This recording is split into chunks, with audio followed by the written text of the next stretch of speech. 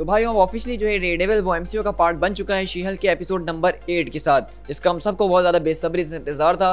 लेकिन आपने टाइटल देख के सोचा होगा कि मैं शी हल्क के एपिसोड का ब्रेकडाउन नहीं बल्कि डेयरडेविल के ऊपर वीडियो बना रहा हूँ, तो ये चल क्या रहा है। तो भाई मैं जानता हूँ कि तुम लोग सिर्फ यहाँ पे डेयरडेविल के हवाले से ही जानने के लिए आए हो। शी हल्क के अंदर किसी को अभी तक इतना कोई इंटरेस्ट पैदा नहीं हुआ है सिवाय उसके एंडिंग के अलावा। लेकिन आज की पूरी वीडियो के अंदर हम बात करेंगे क्या ये वही डेयरडेविल है जिसको हमने नेटफ्लिक्स के शो के अंदर 2018 के अंदर छोड़ दिया था, या फिर मार्वल वालों ने यहाँ पे इसके ऊपर कुछ मिर्च मसाला लगा के इसको एमसीयू का पार्ट बनाया है। तो चलिए बिना किसी और बात के फौरन से अपनी आज की इस वीडियो को स्टार्ट करते हैं।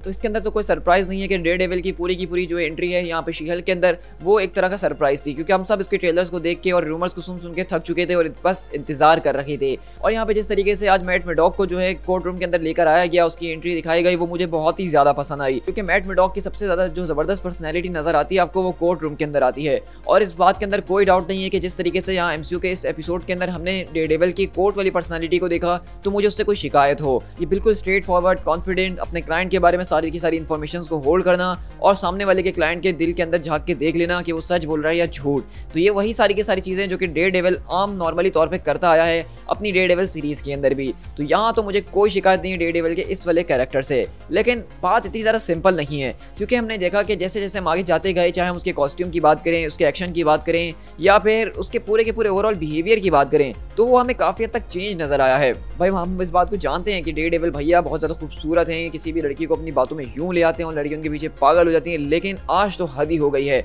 मतलब जो यहाँ पे शी हल्क और डेयरडेविल ने मिलकर एक साथ किया है उसको मैंने कभी भी एक्सपेक्ट नहीं करा था कि वो मार्वल की डिज्नी प्लस शो के अंदर इस तरह का कुछ होता हुआ दिखा भी सकते हैं। पूरे के पूरे टॉपिक को छूने से पहले मैं थोड़ा सा उसका कॉस्ट्यूम के ऊपर बात करना चाहूंगा और उसके एक्शन के ऊपर। तो यहाँ पे एक बहुत ही बड़ा सरप्राइज था और बहुत ज्यादा इसका हाइप बनाया जा रहा था कि यहाँ पे कॉमिक्स से हमें जो है रेड एंड येलो कॉस्ट्यूम दिखने वाला है डेयरडेविल का। अब सच कहूँ तो ये कॉस्ट्यूम मुझे बिल्कुल भी पसंद नहीं आया है। मैं कहूँगा कि जो ओरिजिनल रेड कॉस्ट्यूम था उसका कोई मुकाबला ही नहीं है, और अगर उनको येलो रेड कॉस्ट्यूम देना था कॉमिक्स वाला तो ये येलो कलर बहुत ही ज़्यादा फीका था। इसको थोड़ा सा अगर वो ब्राइट बनाते तो ये बहुत ज़्यादा शानदार लगता, लेकिन ये कहीं से भी कोई येलो कलर का सूट नहीं लग रहा था, ये मस्टर्ड कलर का। और यहाँ पे एक अच्छा खासा जोक भी दिया था शी हल्क ने कि एक कैचअप और मस्टर्ड पहन के तुम घूम रहे हो, क्या इसका आइडिया भी तुम्हें जेकब ने दिया है? तो मैं ये कहूँगा कि वो शायद इस सूट को सिर्फ इसी एपिसोड की हद तक रखने वाले थे। अब आगे जो हमें एमसीयू के अंदर डेयरडेविल दिखेगा वो अपने जो है अपने रेड कॉस्ट्यूम या फिर मोस्ट प्रोबेबली रूमर्स की मानी जाए तो वो ब्लैक कॉस्ट्यूम के अंदर नजर आ सकता है। लेकिन इसके अलावा अगर मैं इसके पूरे के पूरे एक्शन सीन्स के ऊपर बात करूँ तो डेयरडेविल और शी हल्क की जो पहली फाइट होती है पार्किंग लॉट के अंदर, वो आपने नोट करी होगी कि मैं ये कहना चाहूँगा कि उसके अंदर मुझे ऐसा फील हुआ कि डेयरडेविल के जो मूव्स हैं उसको सीजीआई करने की कोशिश की गई है। डेयरडेविल कुछ ज़्यादा ही तेज़ी से और फुर्तीली से यहाँ पे पूरे की पूरी शी हल्क से मुकाबला कर रहा था, जो कि मैं कहूँगा कि मुझे कुछ एक्स्ट्रा लगा। मतलब हम इस बात को जानते हैं कि मैट मेडॉक के पास कोई सुपर पावर्स नहीं है, सिर्फ उसके पास उसकी ट्रेनिंग है, लेकिन जिस स्पीड से जिन रिफ्लेक्सेस के साथ वो यहाँ पे मूव कर रहा था वो कुछ एक्स्ट्रा लग रहे थे मुझे। अब ये बात सिर्फ मैंने ही नोट करी है या आप लोग को भी ऐसा लगता है, ये आप लोग मुझे कमेंट में ज़रूर बताइएगा। लेकिन यहाँ पे शी हल्क के साथ उसने बहुत अच्छे तरीके से मुकाबला करने की कोशिश करी, क्योंकि शी हल्क के पास एक बहुत ही गजब की स्ट्रेंथ है और डेयरडेविल को उससे कोई मुकाबला ही नहीं है। और हमने देखा कि किस तरीके से शी हल्क ने जब उसके ऊपर थंडर क्लैप से अटैक करा तो डेयरडेविल उसके बाद उससे लड़ ना सका। तो आप कह सकते हैं कि यही डेयरडेविल की सबसे बड़ी कमजोरी है, क्योंकि जैसा कि आपको नहीं पता तो मैं आपको बताता चलूँ कि डेयरडेविल क्योंकि अंधा है वो सिर्फ अपने कानों की और सूंघने की मदद से जो है सारी की सारी चीज़ों को करता है। और जब थंडर क्लैप की वजह से उसके कान बजना शुरू हो गए तो लिटरली ना वो सुन पा रहा था और ना ही देख पा रहा था, तो शी हल्क से मुकाबला करना उसके लिए बहुत ही ज़्यादा मुश्किल था और इसलिए शी हल्क ने उसको अनमास्क भी कर दिया। अब यहाँ पे जो अनमास्क वाला सीन होता है उसकी सीजीआई भी बहुत ही ज़्यादा भयानक किस्म की थी, जिसको मैं बात भी नहीं करना चाहूँगा।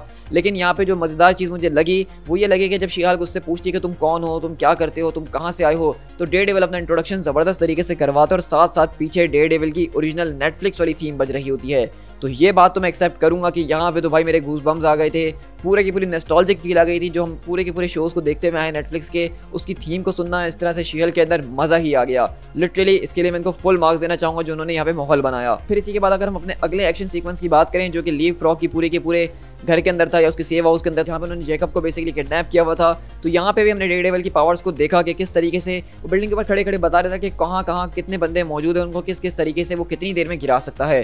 तो ये क्लासिक डेयरडेविल के डायलॉग्स थे जो कि मुझे बहुत ज़्यादा पसंद आए और शी हल्क और उसके बीच यहीं से एक तरह की केमिस्ट्री जो है वो बढ़ना शुरू हो चुकी थी। जो कि मुझे बहुत ज़्यादा ऑड लग रही थी टू बी ऑनेस्ट इस पूरी के पूरे माहौल के अंदर। लेकिन यहाँ पे जो चीज़ मुझे अच्छी लगी वो ये लगी कि हमें एक हॉलवे फाइट देखने को मिली।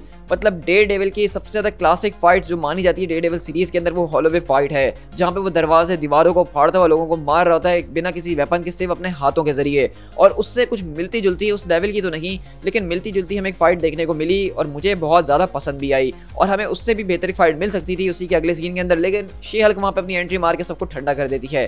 खैर ये पूरी की पूरी सीक्वेंस मुझे बहुत ज़्यादा अच्छी लगी, जिस तरीके से उन्होंने सारे के सारे लोगों को टेक डाउन करा। यहाँ पे शी हल्क और डेयरडेविल की केमिस्ट्री कहूँगा कि फाइटिंग के दौरान और सुपर हीरोज़ के टाइम पे मुझे बहुत ज़्यादा पसंद भी आई। अच्छा यहाँ पे मैं एक और बात बताना भूल गया था कि किस तरीके से डेयरडेविल इस बात को रिवील करता है कि सोकोविया अकॉर्ड जो है वो अब एमसीयू का पार्ट नहीं है। जिस तरीके से ये कानून आ चुका था कि हर एक सुपर हीरो को रजिस्टर होना पड़ेगा, लेकिन अब गवर्नमेंट ने उस कानून को वापसी ले लिया है। तो अब ये ज़रूरी नहीं है कि हर एक सुपर हीरो अपनी आइडेंटिटी को रिवील करे, जो कि शायद एक अच्छी बात भी है और इसके आगे चल के कॉन्सिक्वेंसेस हमें नजर आ सकते हैं। लेकिन इसी के बाद अगर हम बात करें यहाँ पे मूवी की एंडिंग की तरफ, जहाँ पे वो सारे के सारे गुंडों को पकड़वा के पुलिस के हवाले कर देते हैं और शी हल्क और हमारा डेयरडेविल यहाँ पे छत के ऊपर बैठ के बातें कर रहे होते हैं, जहाँ से भाई बहुत ज़्यादा खतरनाक किस्म की कन्वर्सेशन टर्न ले लेती है। जहाँ पे हम देखते हैं कि बेसिकली शी हल्क और डेयरडेविल एक दूसरे के घर पहुंच जाते हैं। दोनों एक दूसरे के पता नहीं कपड़े क्यों उतार रहे होते हैं, शायद कुछ घुस गया होगा कॉस्ट्यूम के अंदर तो वो निकाल रही होगी शी हल्क मेरे ख्याल से। फिर वो कमरे का दरवाज़ा भी बंद कर देंगे और फिर सुबह हो जाती है। तो मतलब आप समझ गए ना कि मैं क्या कहना चाह रहा हूँ। मतलब भाई डेयरडेविल भैया ये क्या कर रहे हो भाई, अपने शो के अंदर तुमने 3 अलग अलग को पेल डाला, अब तुम अगले शो में आ रहे हो किसी और के शो के अंदर, तुम्हें कोई गेस्ट इंटरेस्ट दे रहा हो, तुम वहाँ पे भी लड़कियाँ पेल के जा रहे हो। भाई ये कर क्या रहे हो, यहाँ पे हमें एक नहीं मिल रही और तुम 3-3 4-4 पे लगे हुए हो। भाई ये नहीं चलेगा यार, कुछ हमारे लिए भी तो छोड़ो। खैर यहाँ पे जो कुछ भी हुआ वो मेरे लिए तो काफ़ी ज़्यादा अनएक्सपेक्टेड था। मैंने कभी भी इमेजिन तक नहीं किया था कि यहाँ पे कुछ वो ऐसा दिखा सकते हैं, सिर्फ एक ही एपिसोड के अंदर उनकी इतनी केमिस्ट्री को डेवलप कर देंगे। और मुझे ये कहीं ना कहीं रश फील हुआ और इस वजह से मैं ये बात भी कहना चाहूँगा कि डेयरडेविल का कैरेक्टर को उन्होंने काफ़ी ज़्यादा लाइट हार्टेड और चीज़ी बनाया है। अब इस बात को एक्सेप्ट करना होगा, चाहे ये बात कितनी भी बुरी क्यों ना लगे, लेकिन उन्होंने इसकी पर्सनैलिटी, इसके कैरेक्टर को काफ़ी ज़्यादा चेंज किया है। क्योंकि यहाँ पे डेयरडेविल कभी भी इतना ज़्यादा मजाक नहीं करता था और ना ही इतनी मस्ती के मूड में होता था जितना यहाँ पे लग रहा था। लगता है कि बहुत दिन से किया नहीं था, इसलिए भाई। खैर मैं इन सारी की सारी चीज़ों को देखने के बाद बस यही कहूँगा कि डेयरडेविल की जो अपनी सीरीज़ आने वाली है मैं उसके लिए ज़्यादा एक्साइटेड हूँ। और मैं कहूँगा कि टू बी ऑनेस्ट अगर वो डेयरडेविल को अपनी नेटफ्लिक्स वाले ही कैरेक्टर के अंदर रखे तो मुझे ज़्यादा पसंद आएगा। भाई देखो एमसीयू के अंदर हर कैरेक्टर को फ़नी बनाना ये ज़रूरी नहीं है। जो कैरेक्टर सीरियस हैं और अच्छे तरीके से परफॉर्म कर रहे हैं ऑडियंस के बीच तो उनको वैसा ही रखना चाहिए। अब ज़रूरी नहीं कि कैरेक्टर मजाक करे तो तभी वो ऑडियंस को अट्रैक्ट करे, मैं ऐसा नहीं मानता हूँ। तो मेरे ख्याल से डेयरडेविल को एक सीरियस कैरेक्टर ही रखना चाहिए, जिस तरीके से हम उसके पिछले 3 सीजन्स के अंदर उसको लव करते हुए आए हैं और हम अभी भी उसको उसी तरीके से लव करेंगे, ना कि उसको अगर आप एक जोकर बना दें और उल्टे सीधे कॉस्ट्यूम पहना दें नीले पीले तो हम ज़्यादा पसंद करेंगे। तो ये मेरा अपना ओपिनियन है, आप लोग अपना ओपिनियन कमेंट में देना ना भूलिएगा। तो इसी एक एपिसोड के अंदर डेयरडेविल आया भी, दो ज़बरदस्त तरीके की फाइट्स भी लड़ी, एक नया कॉस्ट्यूम भी पहना, एक लड़की को भी पेला और खुशी खुशी यहाँ से चले भी गए। तो ये एक अच्छा खासा कैमियो था और इस एपिसोड को बहुत ज़्यादा वेट भी दे देता है। मैं तो यही कहूँगा कि शी हल्क की ये सारे के सारी सीरीज़ जो है वो मुश्किल से 4 या 6 एपिसोड्स की थी, लेकिन उन्होंने सिर्फ डेयरडेविल को इंट्रोड्यूस करने में और ये फजूल के सारे फिलर एपिसोड्स के चक्कर में बहुत ज़्यादा टाइम हमारा वेस्ट किया है।